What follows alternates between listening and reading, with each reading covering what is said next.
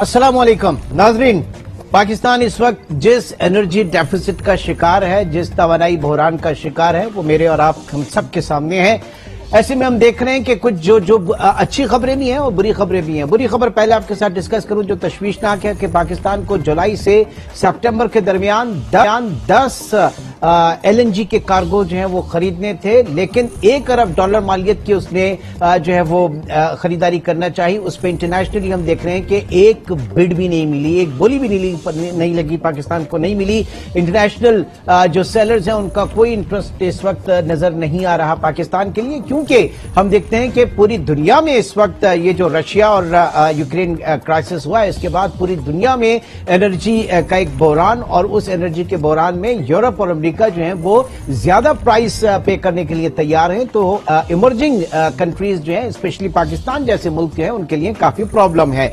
अब बेहतर बात यह हुई है कि इस वक्त पूरी दुनिया एक रिसेशन के लपेट में आने की बात की जा रही है, जिसकी वजह से ऑयल प्राइसेस जो है वो गिर रही है नीचे, क्योंकि उनकी तलब में कमी होगी, उनकी डिमांड में कमी होगी। और इस वक्त हम ऑयल देख रहे हैं कि 91 आज इस वक्त जो है वो $91 पर बैरल, और ब्रेंट है $94 पर बैरल।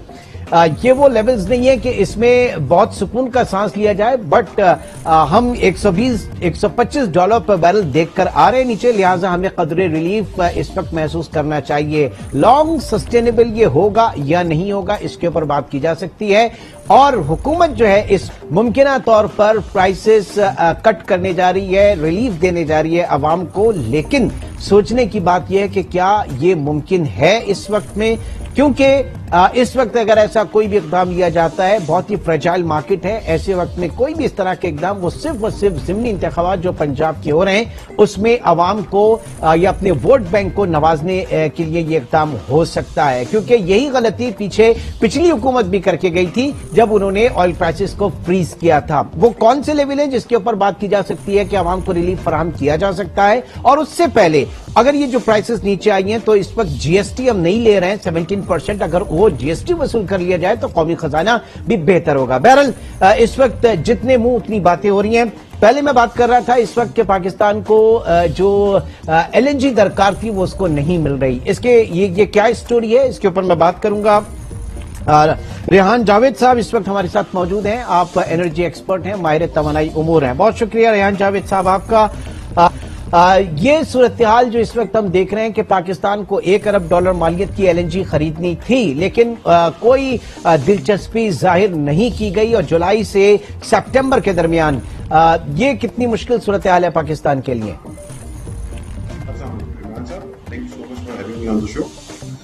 मैं थोड़ी सी आपको पहले बैकग्राउंड दे दूं कि हमारी एक्चुअल गैस की रिक्वायरमेंट हम पूरी किस तरह कर रहे हैं।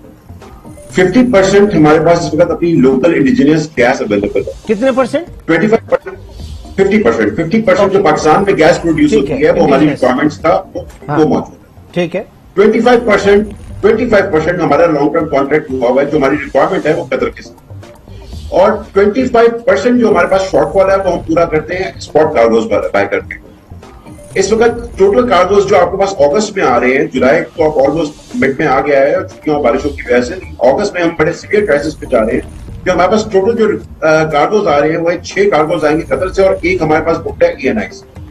लेकिन अब हमारी जो रिक्वायरमेंट है वो हमारी 2 एक्स्ट्रा कार्गोज की रिक्वायरमेंट है हमारी जी जुलाई के अंदर, और 5 की रिक्वायरमेंट हमारी अगस्त के अंदर, जिसमें से हमारे पास सिर्फ 1 जो ENI का जो पुराना हमारा कॉन्ट्रैक्ट हुआ था वो हमारा अवेलेबल है, और जो हमारी लॉन्ग टर्म कॉन्ट्रैक्ट हुआ था 10% और 8% ऑफ द ब्रेंट क्रूड के वो हमारे पास अवेलेबल होगा। तो तकरीबन हमारा जो शॉर्टफॉल आने वाला है वो कुछ 500 MMCFD का आने वाला है, और ये 500 MMCFD आप समझ लेंगे 3000 MMCFD की रिक्वायरमेंट में से 500 MMCFD हमारे में नहीं मिलेगा। अब हुआ क्या है, इसके सिलसिला क्या है, इसके बैकग्राउंड में अगर हम थोड़ा सा जाएं, 1991 में जब कोल्ड वॉर खत्म हुई थी तो Russia became a very good boy, और रशिया ने पूरे यूरोप को और अपने आसपास की कंट्रीज को, जर्मनी को वगैरह वगैरह, इनको जो है ना गैस पाइपलाइन के जरिए ना आहिस्ता आहिस्ता गैस भेजती है, बिल्कुल गैस रिजर्व रशिया में बहुत था टिल द टाइम। ये बहुत पुरानी एक कोकअप हुई भी स्टोरी है, और बड़ी प्लानिंग के साथ उन्होंने ये काम किया है। जिस वक्त उन्होंने ये जो अटैक किया है यूक्रेन के ऊपर, यूक्रेन पर अटैक करने के बाद उन्होंने दुनिया को अपनी ताकत दिखाने का और अपने आप को फाइनेंशियली मजबूत करने का ये उनका फैसला हो। जब यूरोप और पूरी दुनिया उसके कोल और गैस रिजर्व्स के ऊपर डिपेंडेंट हो गई और दे बिकेम मतलब टेंशन फ्री हो गए कि जी हमने तो जी कोई अब हमें और जरूरत नहीं है, उस वक्त ये यूक्रेन का अटैक हुआ और रशिया ने सिर्फ 2 काम किए। उन्होंने बोला जी अब मैं तुम्हें गैस तब दूंगा जब तुम मुझे मेरी करेंसी में पेमेंट करोगे, जिसकी वजह से आपने देखा कि रूबल का रेट जो है वो कितना ऊपर चला गया। दूसरी बात ये कि जो आरएलएनजी का आपका क्राइसिस है ये कोई शॉर्ट टर्म नहीं है कि आप समझ लेंगे कि कोई 4-5 महीने में या 6 महीने में या साल में शॉर्ट आउट हो जाएगा। पूरी दुनिया इस वक्त आरएलएनजी को ढूंढती फिर रही है और आरएलएनजी अवेलेबल नहीं है। और यूरोप की और बाकी कंट्रीज की जो इकोनॉमी हमसे बहुत ज्यादा स्ट्रांग है, उन्होंने बहुत ज्यादा क्वांटिटी के अंदर बुकिंग कर ली हुई है। अच्छा, अब हमसे गलती क्या हुई, हमने जिस वक्त ये $4 पर MMBTU के अंदर हमें ऑफर हो रहा था long term contract during Covid, हमने वो कोविड के दौरान बुक नहीं किया। और बुक ना करने की वजूहत आपको पता है कि जिस बात के ऊपर आपने वो PMLN के 2 सियासतदानों को, मशहूर लोगों को जिन्होंने ये लॉन्ग टर्म कॉन्ट्रैक्ट किया था, उनको उठा के डाल दिया था जेल में, वो चीज शायद मीडिया वालों को कबूल नहीं। एक चीज जरा यहाँ पे रुकते हैं कि कोविड के दिनों में आपका करंट अकाउंट डेफिसिट जो है, बल्कि करंट अकाउंट सरप्लस भी हुआ था और एक वक्त में ऑयल $23 पर बैरल के ऊपर आ चुका था।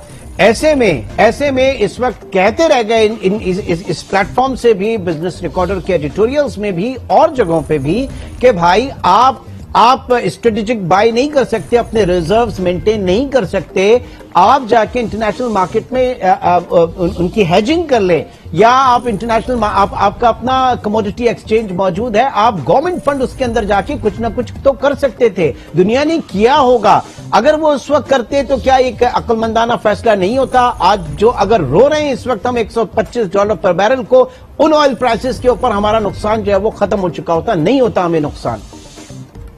देखिए इमरान साहब, एक चीज की एक मार्केट प्राइस होती है। गोल्ड आपको पता है, या आपको गैस का पता है, आपको कोयले का पता है कि जी इसकी मिनिमम मार्केट प्राइस ये मौजूद है।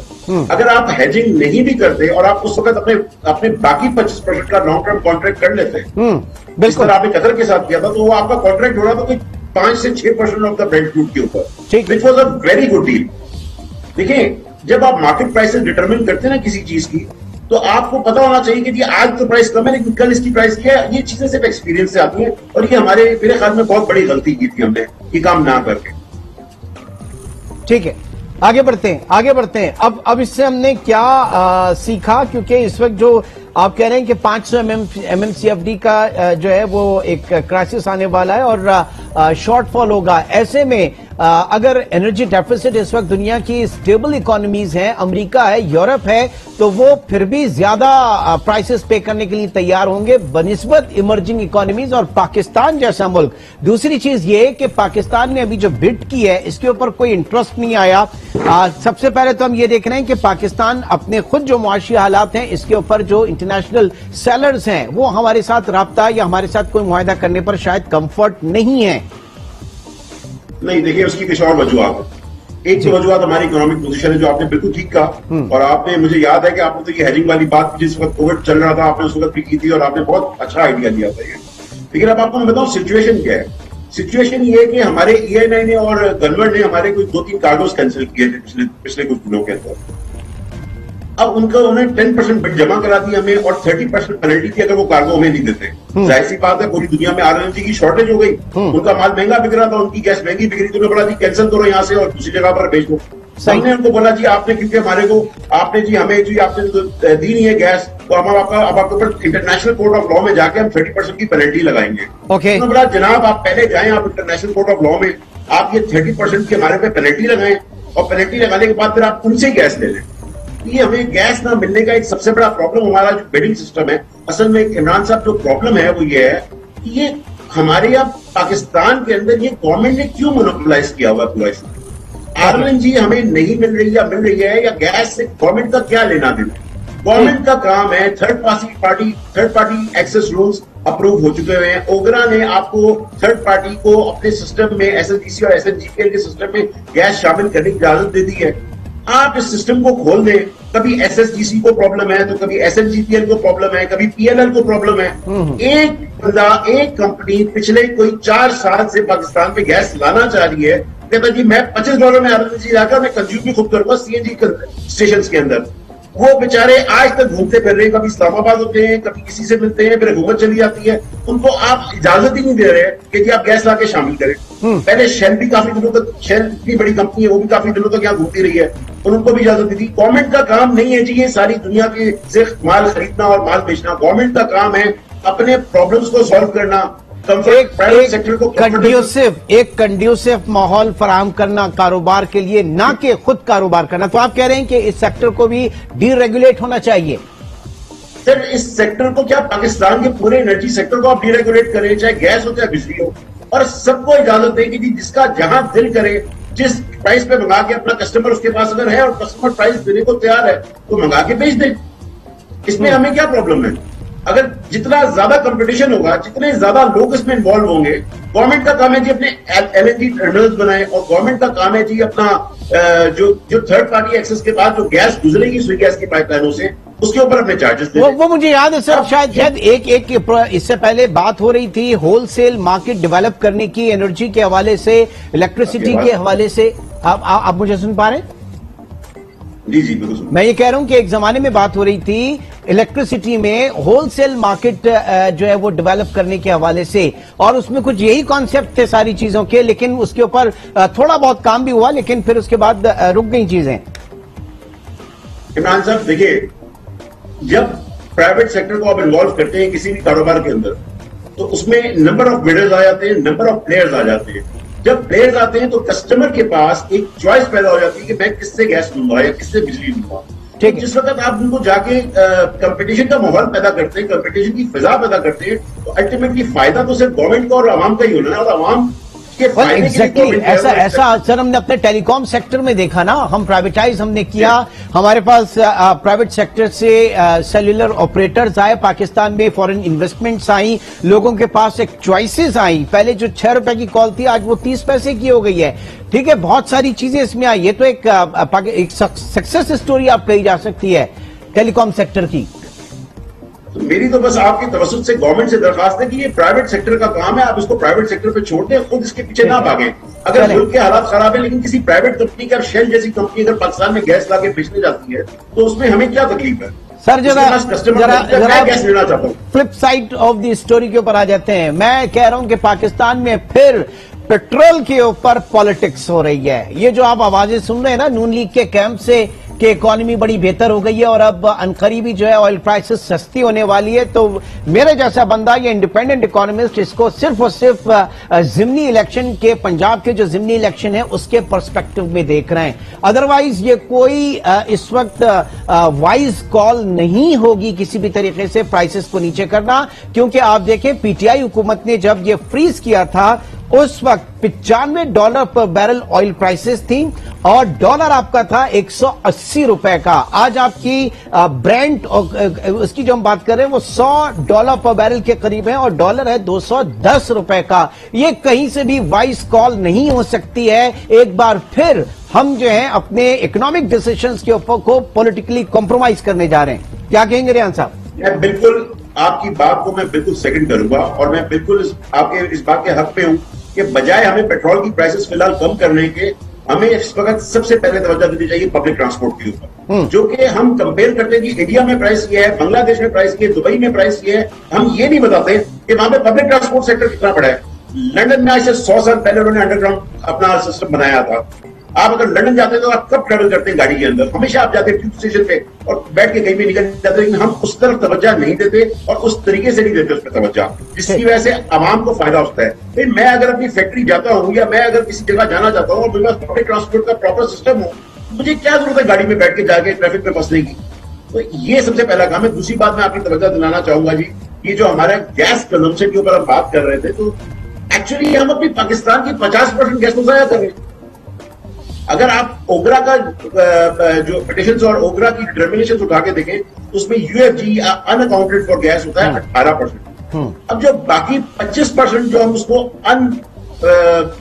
बिल्कुल मतलब एक तरफ से पाइप को हमने खोला हुआ है और आ रहे हैं, डोमेस्टिक सेक्टर में सबसे बड़ा यूएफजी लॉस है। उसके बाद दूसरा सबसे बड़ा यूएफजी लॉस जो है वो है हमारी इंडस्ट्री और पावर प्लांट्स। हमारी इंडस्ट्री के अंदर, और ये जो हमारा प्राइसिंग मैकेनिज्म है ना जी, अब आपको मैं एक छोटी सी एग्जांपल देता हूं कि एक गैस जनरेटर जिसकी कंजम्पशन है 0.24 cubic meter to produce 1 kilowatt, और एक गैस जनरेटर है जिसकी कंजम्पशन है 0.42 cubic meter to produce 1 kilowatt. दोनों के लिए क्या गैस का रेट होना चाहिए? नहीं होना चाहिए। ठीक है। अब आप इसी गवर्नमेंट की तरफ आ जाएं कि जो नून लीग की गवर्नमेंट आई थी, इन्होंने कुछ पावर प्लांट्स लगाए थे जिसमें बिक्की, हवेली, बहादुर शाह, बलोकी, और अभी ये कराची इलेक्ट्रिक में कोई प्लांट लगाया है, ये BQPS 3 जो लगाया है। आपको पता है कि एफिशिएंसी क्या है? ये 62% एफिशिएंट पावर प्लांट्स है और ब्रांड न्यू पावर प्लांट्स है। इनसे ज्यादा एफिशिएंट पावर प्लांट शायद पाकिस्तान में और कोई है ही नहीं। इनको हम दे रहे हैं RLNG और नेचुरल गैस हम दे रहे हैं डोमेस्टिक सेक्टर को और इनएफिशिएंट कैप्टिव पावर को। सही। ये जो हमारा UFG है ना जी, या जिस गैस को हम जाया कर रहे हैं, ये एक्चुअली 18% नहीं है, ये 50% जब आप एफिशिएंसी को कैलकुलेट करेंगे। तो यू मीन टू से कि हम अपना जो प्रोडक्टिव सेक्टर है उसको सबसे प्रायोरिटी के ऊपर गैस दें ताकि बिजली हमारी सस्ती पैदा हो। बिजली सस्ती पैदा होगी तो इनपुट कॉस्ट हमारी हर चीज की नीचे आ जाएगी। यही कह रहे हैं आप? जी बिल्कुल ऐसा ही है। देखिए, ठीक है। आप इमरान साहब, बड़ा सिंपल सा एक फॉर्मूला, आप जितना एफिशिएंट पावर प्लांट है उसको उतनी सस्ती गैस देते हैं, और जितना इनएफिशिएंट पावर प्लांट है या इनएफिशिएंट मशीनरी है उसको चेक एंड बैलेंस करें, बजाय जाके गवर्नमेंट गैस परचेज करने के लिए जाए। वो तवज्जो दे मुल्क के अंदर के जी इस गैस को जो कि हमारे 9% के हिसाब से डिप्लीट हो रही है, इसको हम किस तरह एफिशिएंटली कंज्यूम कर सकते हैं। ठीक है। डोमेस्टिक सेक्टर गवर्नमेंट्स का वोट बैंक होता है। सर इस बीच में डोमेस्टिक सेक्टर में अगर आप इस्लामाबाद जाके किसी MNA से मिले या किसी भी MP से मिले, उसकी सबसे पहली ख्वाहिश होती है कि मेरे इलाके में गैस पहुंचा दें। ठीक है, बिल्कुल। मैं एक चीज का यहां तस्करा करना चाह रहा था। पिछले दिन जो तवातुर के साथ खबरें आ रही है कि सिंध गवर्नमेंट ने किसी चाइनीज कंपनी के साथ मुआहदा किया है, 500 बसें जो हैं वो कराची में चलेंगी। कुछ 3 रूट्स हम देख रहे हैं कि वो कराची में इस वक्त चल रही हैं बसें, और नीड ऑफ द आवर यही है कि इस चीज को प्रमोट किया जाए। ग्रीन लाइन सर्विस सुरजानी से लेकर और अगर आप मज़ार कायद तक या नुमाइश तक आते हैं तो आप जाके देखें उसमें कितने लोग डेली जो है वो ट्रैवल करते हैं। इसी तरीके से ये रेड लाइन जो बसेस हैं इनका जाल होना चाहिए। हमारा कराची का सबसे बड़ा, क्योंकि ये सारे शहरों के मसाइल हैं, ये बड़े शहरों के मसाइल हैं। छोटे शहरों में ना मगरिब के बाद वहां पे कोई शॉपिंग सेंटर या इलेक्ट्रिसिटी की इतनी कंजम्पशन होती है और ना ही वहां पे और चीजें होती हैं। तो ये बड़े शहर जो है इनको आगे पढ़ना पड़ेगा। क्या कहेंगे सर इसमें? जो गवर्नमेंट की कर रही है उसकी तो तारीफ बनती है। बिल्कुल इमरान साहब, देखिए आपको आज एक मजे की बात बताऊं। अगर आप लंदन आपका विजिट होता है और आप जाते रहते होंगे तो आपको कई दफा वहां पे बसेस में और ट्यूब स्टेशन के अंदर हमारे बड़े बड़े पॉलिटिशियंस नजर आते हैं जो यहाँ पे लैंड क्रूजर और पूरा स्क्वाड साथ लेके घूमते हैं। मैंने अपनी आंखों से देखा हुआ है कई लोगों को, मैं कई दफा उनसे मिला हुआ हूँ, और वो उन्हीं ट्यूब्स के अंदर और बसेस के अंदर बड़े मजे से घूम रहे होते हैं। तो उन्होंने अपना, हमें तो बिल्कुल ये ग्रीन लाइन, रेड लाइन और इन चीजों को प्रमोट करना पड़ेगा, वरना हम ये पेट्रोल की प्राइसेस बर्दाश्त ही नहीं कर सकते। हमारा 30 to 40% फ्यूएबल पेट्रोल और ऑयल की एनर्जी की इंपोर्ट है। अगर आप इसको टोटल सम अप कर लें गैस के साथ तो 60% तो हमारी इंपोर्ट इसकी है। इसको आप कैसे कंट्रोल करेंगे? हमारी, आपको पता है जी, आपको बांग्लादेश के गैस के रेट पता है आपको क्या है? बांग्लादेश में इस वक्त गैस का rate for captive power industry को 572 रुपए पाकिस्तानी रुपए है, और हमारा एवरेज प्राइस जो है वो इस वक्त 1000 रुपए पर MMBtu है लोकल गैस का। जिसके बाद हम अपने लॉसेस अलग, जो लॉसेस अलाउ नहीं करती होगा, उसके बाद हमारा 1000 रुपए पर MMBtu रेट है। और उन्होंने अपना नुकसान कैसे कवर किया? वहां पे UFG लॉसेस सिर्फ 8% है, सिर्फ और सिर्फ 8%, और हमारे 18% है।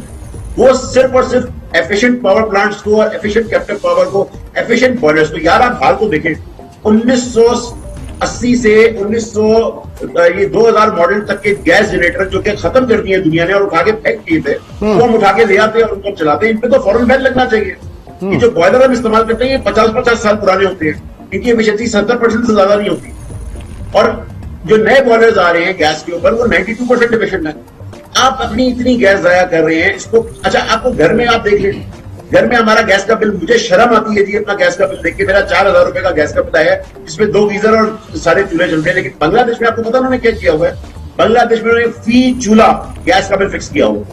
यदि अगर आपके पास चूल्हा है, चूल्हे के साथ उसी हिसाब से हम 300 टका जो है हम आपसे वो गैस का बिल लेंगे हर महीने फिक्स, और वहां पे UFG लाइन लॉसेस नहीं है। सर दुनिया में जहां कहीं पे भी है भी UFG वो हार्डली इन सिंगल डिजिट्स होते हैं। पाकिस्तान में हर चीज डबल डिजिट में है, चाहे इन्फ्लेशन कह लें, चाहे आप शरह सूद कह लें, पॉलिसी रेट कह लें, अनअकाउंटेड फॉर गैस कह लें, everything is in double digits.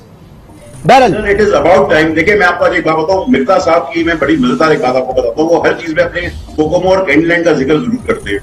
आज मैं आपको एक बड़ी मजे की बात बताऊं कि उनसे ज्यादा efficient power plants, captive power कोई भी नहीं चला रहा है पूरे पाकिस्तान में शायद। अच्छा, तो उनको तो ये बात समझ में आती है और उनको तो ये बात अच्छी तरह पता है कि जी inefficient captive power, inefficient boiler, inefficient gas usage को किस तरह रोकना चाहिए। और डोमेस्टिक सेक्टर को तो हमें देखें, आप बड़ा सिंपल काम करेंगे, बड़ी सीधी सी फॉर्मूला है इसके अंदर। आपका जो इनएफिशिएंट कैप्टिव पावर या बॉयलर या कोई भी बंदा अगर इनएफिशिएंट चीज चला रहा है, उस इंडस्ट्री को चलने का कोई हक नहीं। ठीक है, आप उस इंडस्ट्री को सिंपली आरएनजी के रेट पे कन्वर्ट कर दें और डोमेस्टिक सेक्टर को सिलेंडर पे कन्वर्ट कर दें। ये मसला हमारा हल हो जाएगा, हमारा 50% गैस पे भी गुजारा हो जाएगा।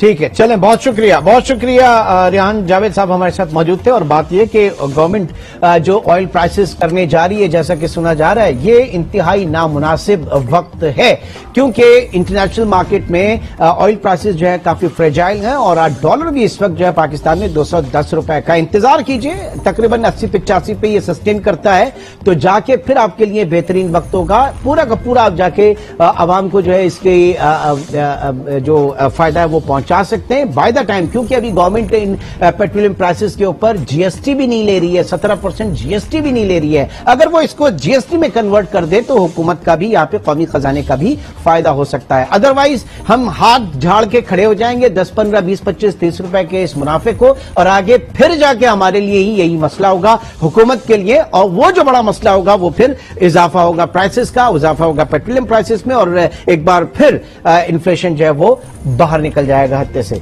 इंशाल्लाह आपसे फिर मुलाकात होगी। अपना बहुत ख्याल रखिएगा। अल्लाह हाफिज।